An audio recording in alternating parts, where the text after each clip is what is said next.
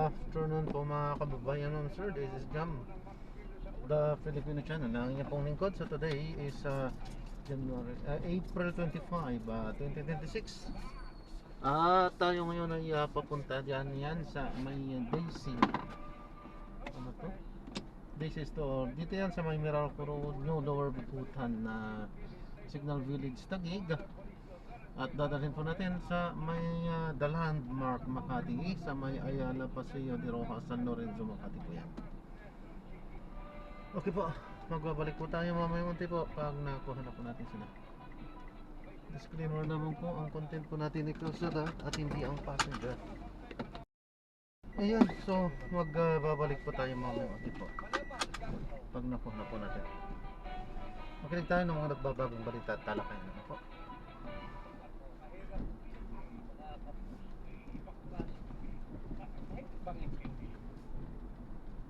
Mahirap pag-intindi mo ba? Talaga lang maraming sinasadya na lang na kahit alam. Kayo magyabang na kayo may istakya, wala naman pala kayong garahe. Okay? Uulitin ko, mahirap kung hindi nyo alam na ang kalsada ay daanan na sasakyan, hindi garahe, ay ubod kayo ng pagkakatang. O hindi kaya, ay ubod ng pagkakagago ay malamang gagawin. Okay? Isipin mo na lang. Imagine nyo, ipigit mo mata mo. Subukan mo ang bakit ay walang malinis, walang nagtitinda, walang kamote, walang kainan. Isipin mo, ipigit mo mata mo na walang nakaparada sa kalsada kung gaano kaganda na. Okay? Isipin nyo na lang. 352. Kaya yung mga nakikinig sa akin na may mga sasakyan nakaparada sa kalsada, pasensya na kayo. Magagalit kayo sa akin. Ubod kayo ng pagkakataka, pagkakagago. Alam ko, marami yan. Yung ginagawa naman tindahan ng bangketa, ginagawa negosyo, marami na nakikinig sa akin, alam ko. Pasensya na kayo, mga gagmo, mga tangkihay kayo.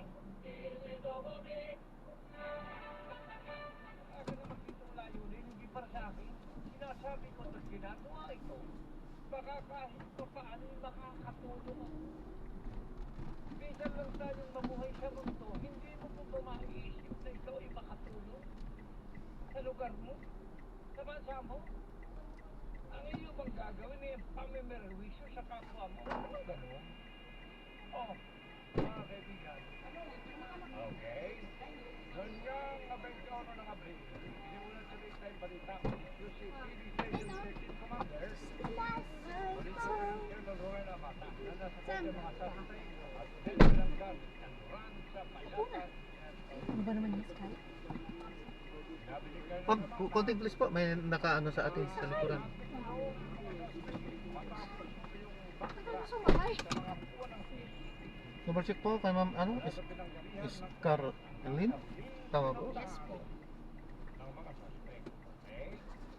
May nakatulong din sa paglutas ng krimen, yung plate number ng sakyan. Inakulan po ng CCTV pangalan. Okay.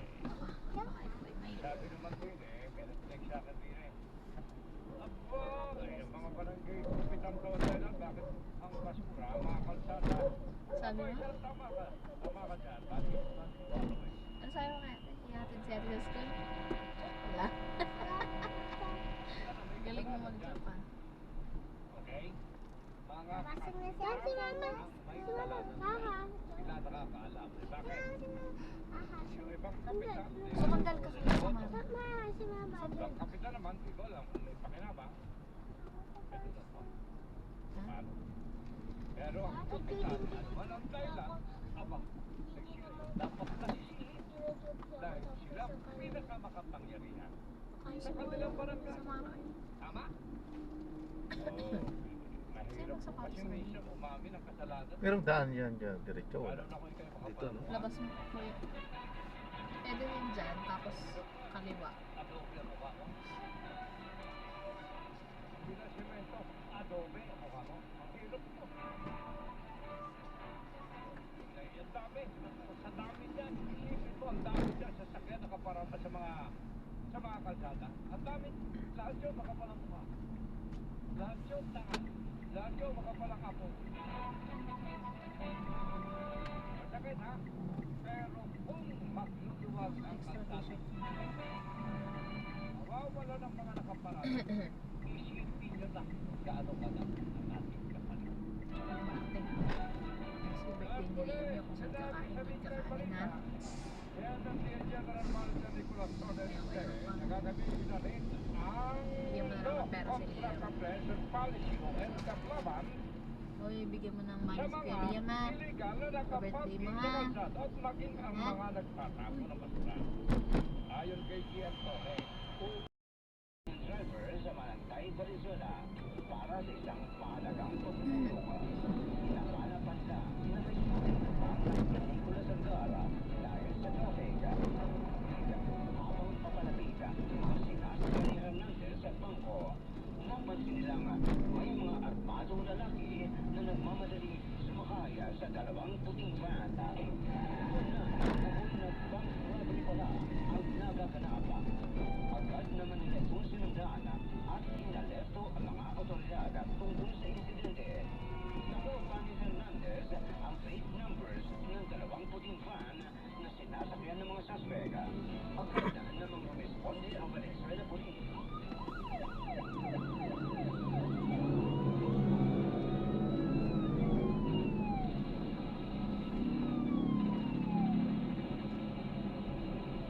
Naging marahas ang armadong grupo at pinaulanan ng bala ang mga pulis. Dahil dito, nadamay ang Oya na mamasada ng tricycle na si Baltazar Pigula at negosyanteng si Terry Zan. Parehas na dead on the spot matapos tamaan ng bigaw na bala mula sa mga suspect. Tinamaan din ng bala ang dalawang pulis na nakasunod sa mga suspect. Namatay naman agad ang isa habang sumatan ang isa pa. Kaya naman, nagpasya ang grupo ni dating Police Chief Inspector Roderick Juan na salubong ng grupo sa isang exit point. Balisan ng grupo ang mga pulis at ang armadong grupo. Napagtanto ng grupo ni na Police Inspector Juan na biyasa at delikadong sa pagpupulis sa grupo. Malinaw sa alaala ni Chief Inspector Juan ang kanyang sinapit noong araw na iyon. Ayon sa kanyang salaysay, kinailangan niyang magtago sa ilalim ng sasakyan dahil sa tama ng bala na kanyang natamo. Nalipas ang pinaril sa likod ng isa sa mga suspect at nang nakita siya ng leader ng grupo, tinutukan siya sa ulo at akmang babarasin. Agad naman nakasaklolo sa kanya si Lohoy Police Officer 3 Armando Linged. Ayaw pinaril ng suspect. Dalawang sibilyan at isang pulis ang namatay habang dalawa ang sugatan. At isa mula sa grupo ng mga suspect ang namatay din sa barilan. Nagkaroon ng isa sa grupo ng mga suspect na makatakas sa isang residential area. Ayon sa mga residente ng lugar, naka-uniforme ng sundalo at pulis ang mga suspect. Responde na rin ang SWAT team ng Northern Police District para tumulong.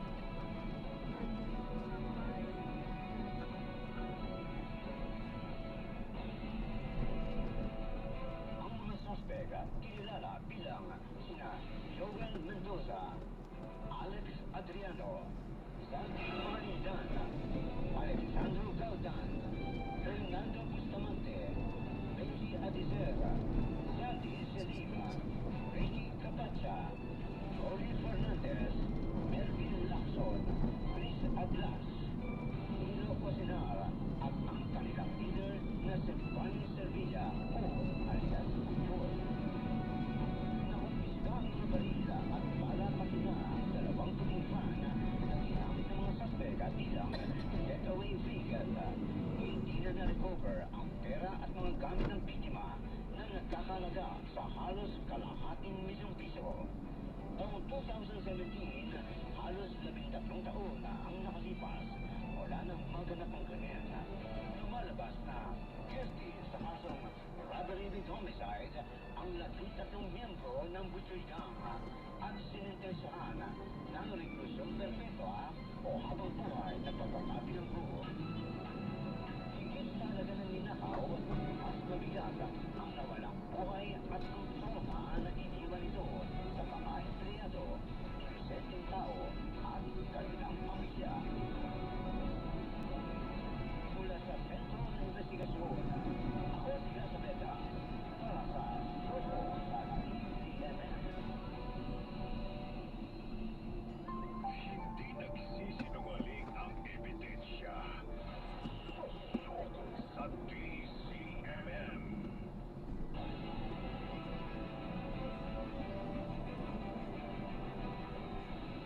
Kung mahusay ang pagkalap at pagsisilot ng ebidensya, lumalaki ang tsansa ng malutas ang anumang krimeng sinisiyasat.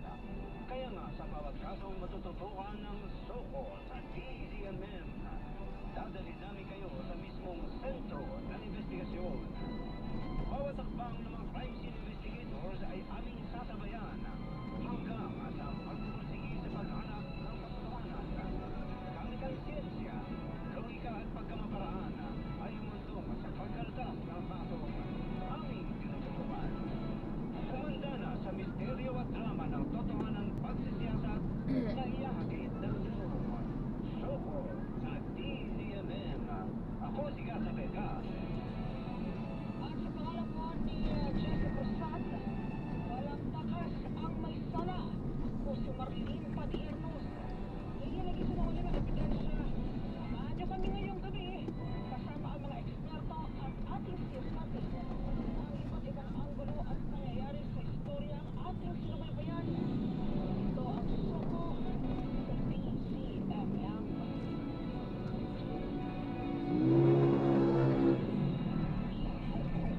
Sa TCMN.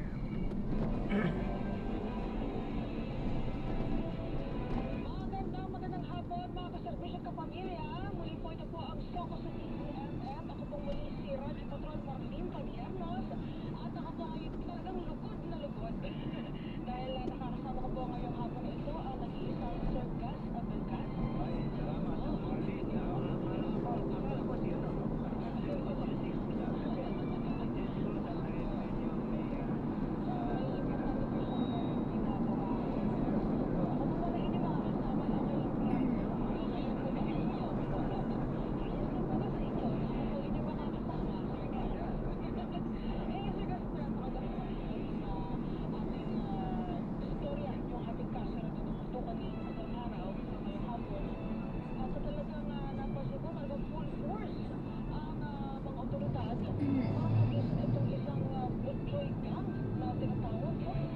Kasi parang pangkaraniwang nangyayari, pang-run din na aktual. Kumbaga, yung mga ebidensya hindi na halos kailangan. Aktual ito, nasundan pa. Nagkataon talaga na nasundan ng isang empleyado ng City Hall ng Venezuela.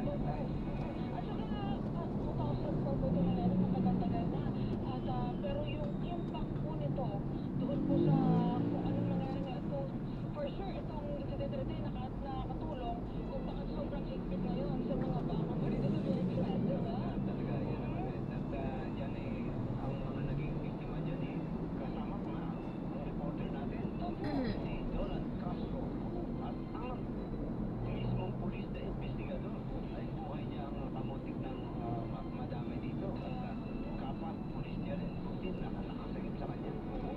Maya-maya ho, Sir Gus, I understand magkakaroon tayo ng panauhin dito.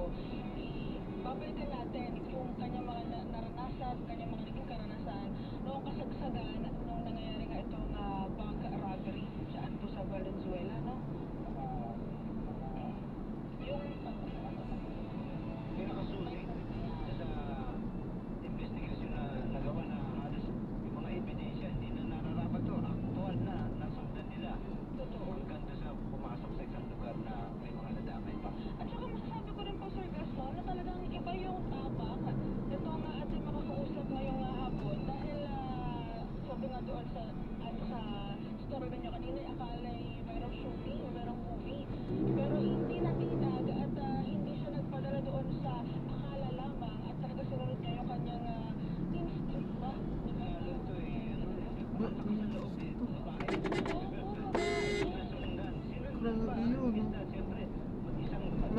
ko. Noon para yung dalawang sasakyan. Ganda nila. Hindi concern talaga sa publiko. Basta yung parang nabingit din ng ang buhay nila dito. Totoo yan. Ay, naku, marami po tayong pag-uusapan patungkol po dito. Pero ang DZMM o Rancho Patrol sa Istreta ay napakahigit pong malahat sa Metro at Mega Manila sa 630 kHz sa AM band at sa bayan rin napapanood sa nationwide sa DZMM Teleradio Cable Channel at maging sa buong mundo sa pamagitan niya ng The Filipino Channel at I1. Sumali sa ating talakayan. Magpadala. Sumali sa ating talakayan. Magpadala ng inyong mensahe sa DZMM Viber 0919-278-3000. Para sa mga katanungan, maaaring tumawag sa hotline 8924, local 4101, local 5671, 5672 o 5673. Napapanood din po kami sa DZMM Teleradio, YouTube at Facebook. Kaya like at subscribe na. Alam mo, sarap-sarap pakinggan hanggang kayo po'y para nasa cloud nine pa rin yung feeling ko. Kayo po'y nakakasama ko ngayon sa isang programa dito sa DZMM at talaga naman yung pagkakasabi ng like at subscribe na very classic. Parang ganyan, ano? Parang pa-investigasyon na tayo dito. Pero siyempre, ito talagang nulutas, nasisinop natin ang mga ebidensya at paano nalutas ng ating mga kapulisan. Totoo Itong yan. itong mga nangyayaring krimen. Oo. Ay, Sir Gus, noong mga panahon, kasi I understand, kasi lang po itong kasong ito doon sa mga na-feature din doon sa Soko. Noon, na inyo rin tinatunghan, di ba? Pero, ano ho, kabilang kayo sa mga nagkalkal talaga na itong story na ito, no? Kaya sinundan namin yan. Lalo't nga ang isa sa mga biktima dun sa bank robbery na yung ating reporter na si Dolan Castro. Kaya sabi nga ni Jesse Cruz at na ating susundan natin ito. Tatalakay din wala diyan sa CCMN. Correct. Yan mo ang ating tatalakayin may lamang dahil makausap natin dito mismo sa Soko sa DCMM. Yung tinutukoy po namin na babaeng sumunod talaga doon sa mga suspect nung nagaganap itong robbery incident siya sa Valenzuela sa isang bangko. Si Miss Jean Hernandez, dati pong kawani ng Valenzuela City Hall. Kakamustahin natin siya. At the same time, babalikan nga natin kung ano yung kanyang mga naging karanasan at may specific na ayon sa kung ano siya ngayon, yung kanyang naranasan, di ba? Yun, talagang psychologically talaga ang epekto niya nandun sa taong talagang naging instrumental. Lalo sa kanya na on the spot yan nasundan pa. At saka very traumatic din po kasi talaga yung mismong insidente. To the point na may mga nasawi. Tapos nagkaroon pa ng sagupaan palitan ng putok ng bala, di ba po doon? Yung mismong polis, yung si Major Roderick Juan. Yan. Yan po ating mga abangan at tatalakay dito lang po sa Soko sa DZMM. Magabalik po kami makalibos sa ilang mga paalala. Scene of the crime operatives. Sa DZMM. Basta AM, DZMM. Ang botika, hindi na pinatatagal. Mas ang ginawa, Plemex 40 capsule. Ang Plemex 40 capsule ay gawa sa natural na lagundi. Tumutunaw at nagpapalabas ng plema. At dahil lang sa blister bag, makalimit din. Yung usual po, but easy dahil may Plemex 40 capsule.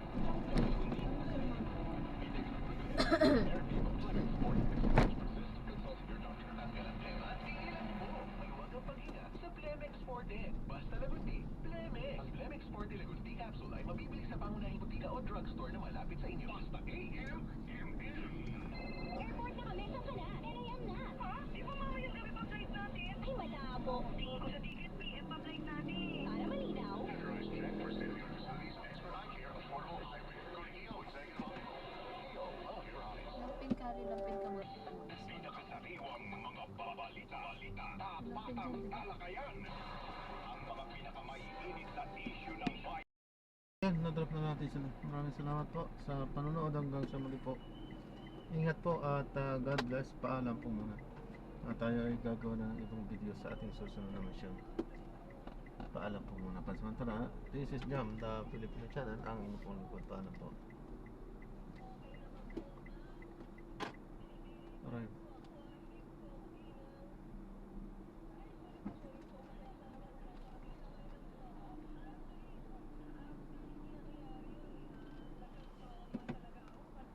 Di ba, hindi ko akalain na magagawa ko yun, pero dahil sa tawag ng serbisyo, nagawa ko po. Ang nangyari po talaga nun papunta kami NFA compound sa Malanday. Pagkatapos, traffic papuntang area ng may kawayan. Sabi ng driver ko, kasi traffic. Sabi ko, madali tayo, magkaroon ko, baka meron Mga kadilim. sa area ng bangko, baka may shooting. Sabi ko, pero makapasok kami, sabi ng Ma'am, double check niyo po. Baka may nahulog sa inyo. May tumunog eh. Wala naman. Wala po? Baka sa kabila ko na rin.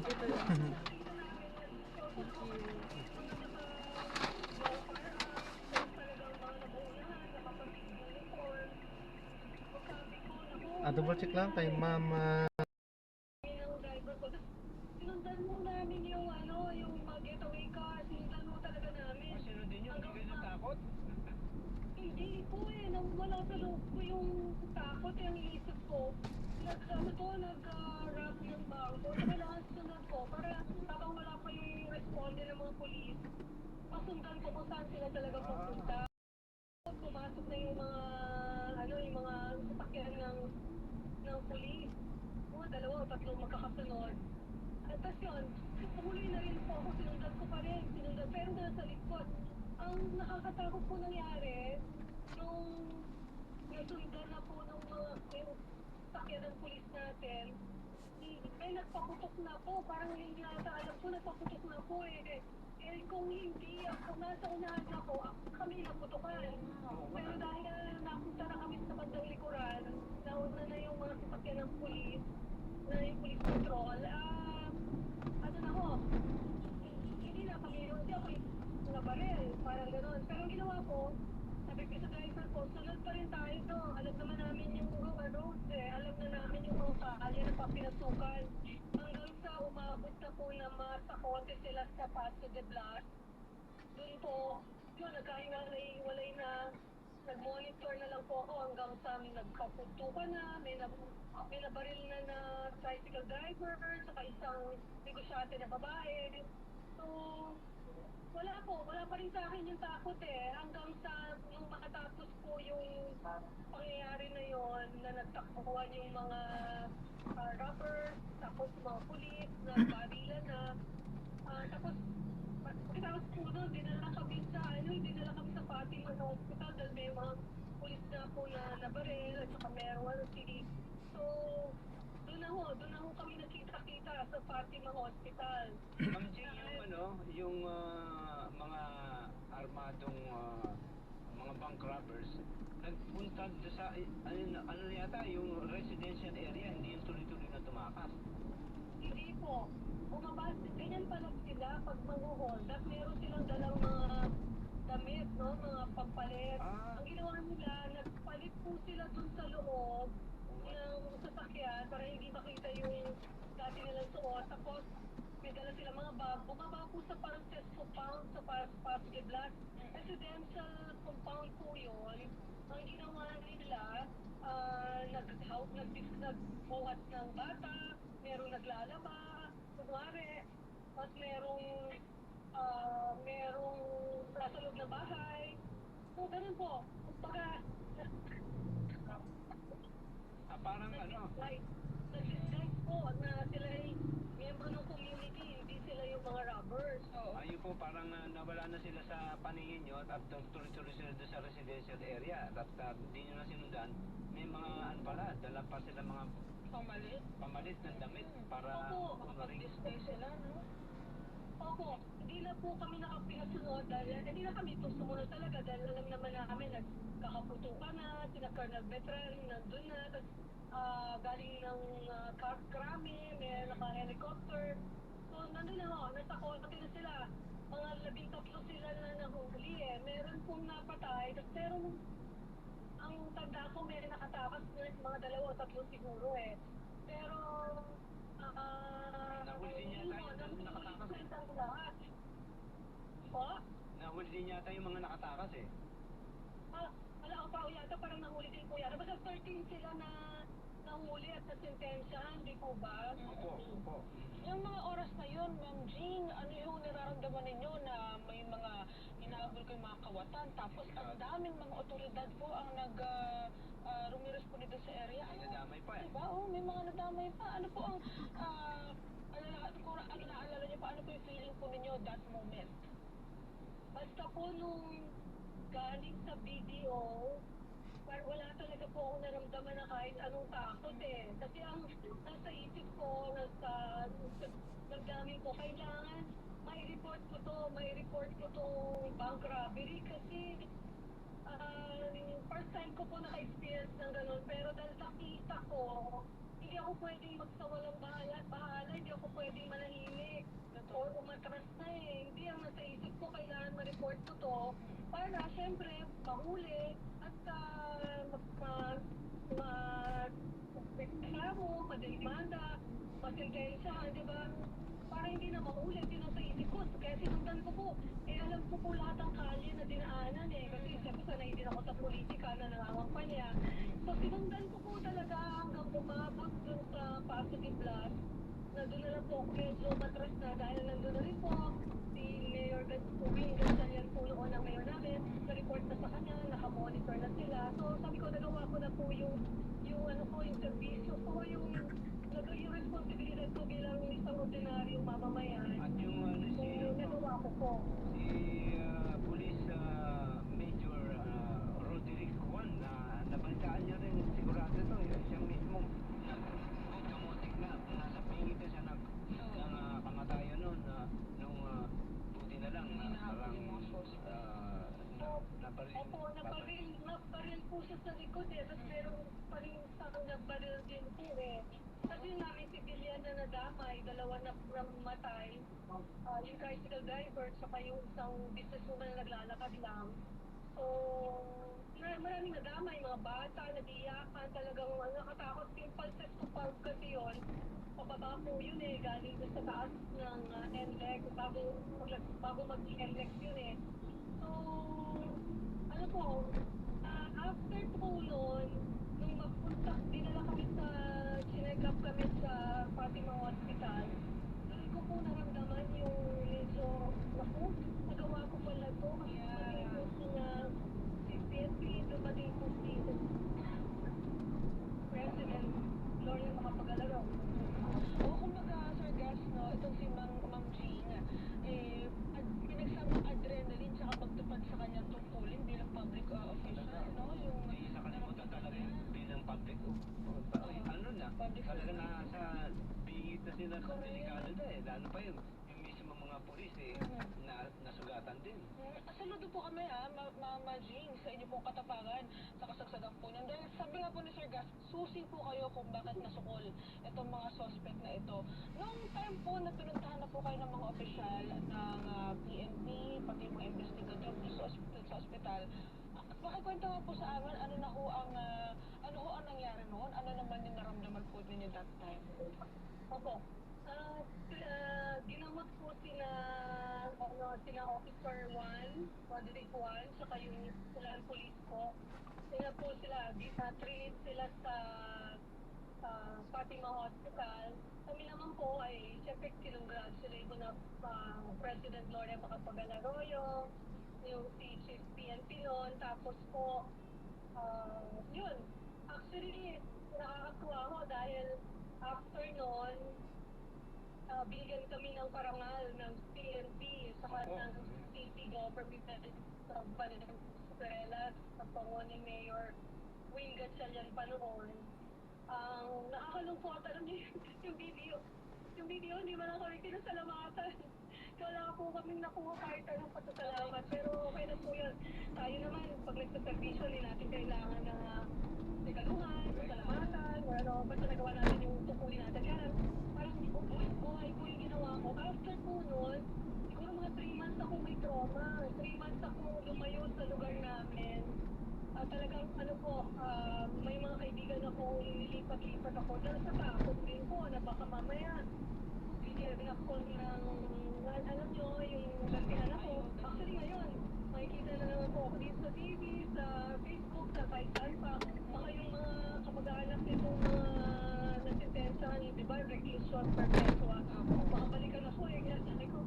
Pero dahil po kay Sir God, hindi ko po sa mga matatanggihan na ma-interview niyo ako ngayon para ma-share ko po yung pangyayari na Oo nga po. kapag po may ganyang insidente, hindi ka pwedeng tumahimik. Dapat po Galing. ibigay mo yung mga servisyo mo, yung lahat na magagawa mo.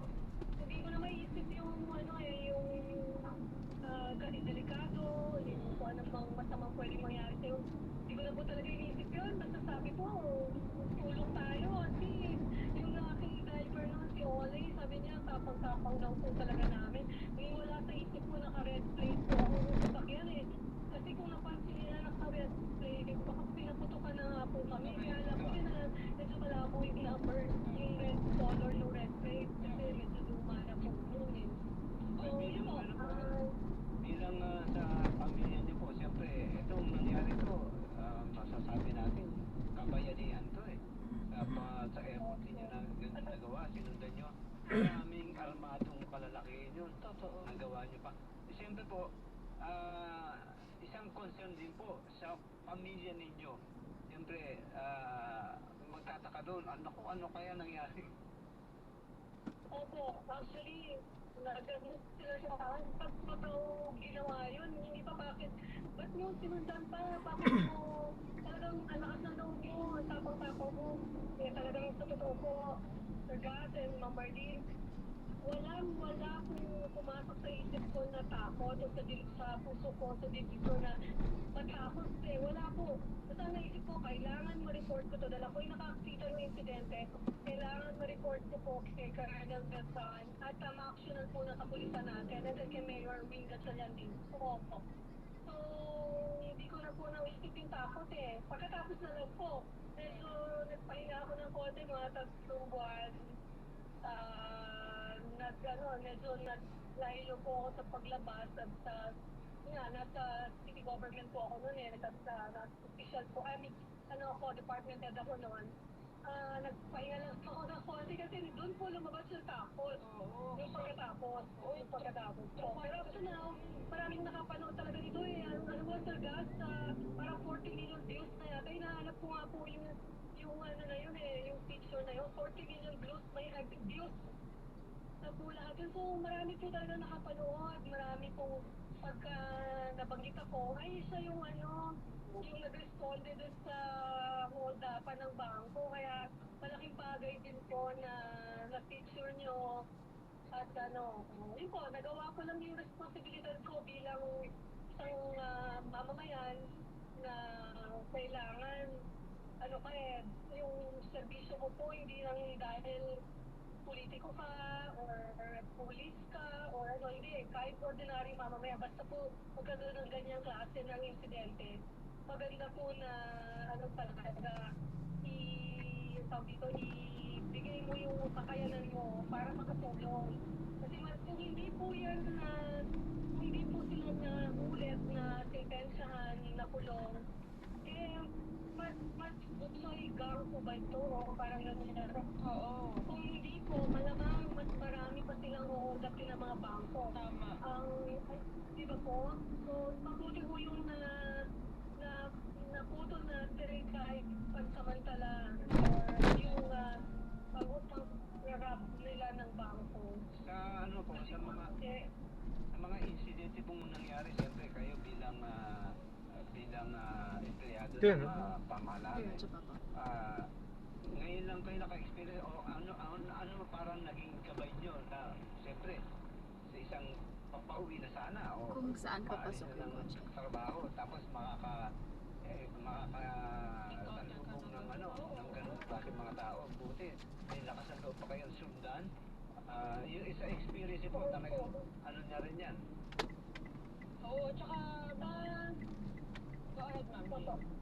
ano po, na talaga po ano, papunta po ako ng meeting ko sa NFA ko Falcon eh.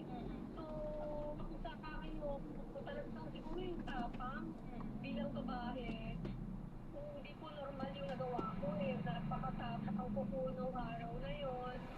At Dito po. Dito po. Dito po. Ingat po.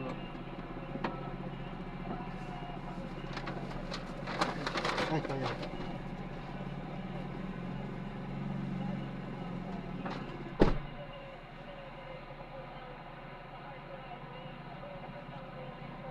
Yan, sunod na drop na natin sila. Maraming salamat po sa panonood hanggang sa muli. Ingat po at God bless. Paalam po muna. Samantala tayo gagawa ng ibang video sa ating susunod na mission. Paalam po.